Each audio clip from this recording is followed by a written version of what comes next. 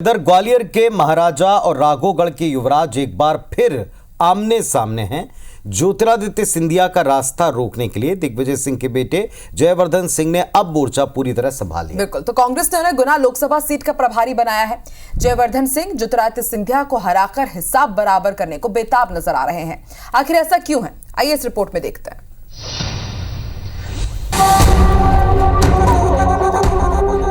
ग्वालियर के जयविलास महल और राघोगढ़ किले की अदावत का एक नया चैप्टर खुल गया है। कभी राघोगढ़ के राजा दिग्विजय सिंह का सियासी टकराव माधवराव सिंधिया और ज्योतिरादित्य सिंधिया से हुआ करता था। वही टकराव अब ज्योतिरादित्य और जयवर्धन के बीच दिखने लगा है। दरअसल 2023 विधानसभा चुनाव में ज्योतिरादित्य ने जयवर्धन सिंह को हराने के लिए पूरा जोर लगा दिया। सिंधिया ने दिग्गी परिवार के खास रहे पूर्व विधायक मूल सिंह के बेटे हीरेंद्र सिंह बंटी को बीजेपी में शामिल कराया और राघोगढ़ सीट से चुनाव मैदान में उतारा। सिंधिया की रणनीति के चलते जयवर्धन चुनाव में हारते हारते बचे हैं। 2018 में 50,000 के वोट अंतर से जीतने वाले जयवर्धन सिंह बीजेपी के हीरेंद्र के सामने 2023 के चुनाव में महज 4,000 वोटों से जीत पाए। जयवर्धन इसी का बदला अब लेना चाहते हैं।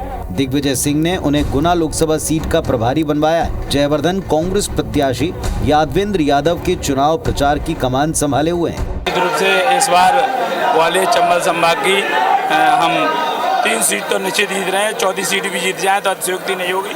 और जयवर्धन सिंह जी हमारे मजे हुए खिलाड़ी हैं कांग्रेस के, और उनका मार्गदर्शन में कांग्रेस कार्यकर्ता एकजुट होकर चुनाव लड़ेंगे और निश्चित रूप से कांग्रेस पार्टी वहाँ विजय श्री को प्राप्त करेगी। इतिहास पर नजर डालें तो जयविलास महल और राघोगढ़ किले के बीच सियासी अदावत में अब तक दिग्विजय गुट भारी पड़ता आया है। हालांकि ग्वालियर के पूर्व महापौर और सांसद विवेक शेजवलकर मानते हैं कि इस बार समीकरण अलग है। जीत ज्योतिरादित्य सिंधिया की ही होगी। मैं तो इसको राघोगढ़ और जयविलास की लड़ाई नहीं मान रहा, मैं तो इसको राहुल और मोदी की लड़ाई मान रहा हूँ।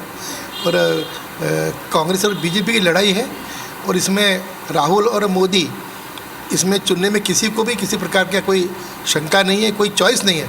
आज देश की जनता के पास मोदी जी और राहुल जी के जब नाम आते हैं तो कोई चॉइस नहीं है अदर देन मोदी जी। ज्योतिरादित्य सिंधिया के कांग्रेस छोड़ बीजेपी में आने से दोनों परिवारों की लड़ाई और तेज हो चली है। जयविलास महल और राघोगढ़ किले की ये सियासी जंग अब किस मोड़ पर जाकर थमेगी और जनता किसका साथ देगी, ये देखना बड़ा दिलचस्प होगा।